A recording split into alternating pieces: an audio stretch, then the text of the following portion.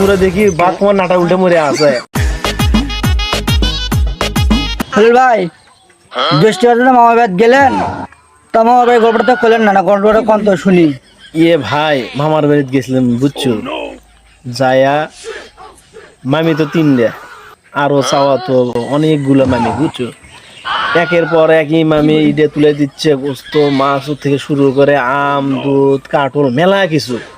এলে খাইতে খাইতে ভাই পেট মাথা লাগাল হয়ে গেছে। তা মনে কর সারা রাত কষ্ট করে থাকলাম, সকালবেলা উঠে ভোরের সময় বুঝছো, ভোরের সময় উঠে প্রকৃতির ডাকে চলে গেলাম। যায়া প্রকৃতির ডাক বুঝছো তো, একবার গেছি যায়া এখন কুটি হাইয়ে কি করি, তা দেখি ছোট আনা পাটের ভি বুঝছো।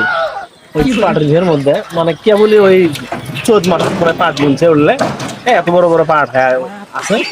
তো যাইয়া ক্রিম করে যায় ওই মনে কর থাকলাম ভাই, হাগিয়ে কি শান্তি রে ভাই, একবারে পেট খালাস।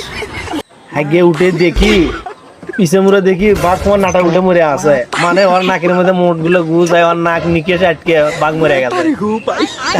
কোন কাহিনী হলো রে, এটা যায় তো পারবে কারো সিপা তো কয় লাগবি। তা তোর সাথে যেমন দেখাই হলো, আগে বাঘ মেরে দিয়েছি ভাই। ওই কি বারে খুলবে তো আপনি এবার ঘুরতে হাল দিলেন, আপনি হাগিয়ে বাঘ মারছেন।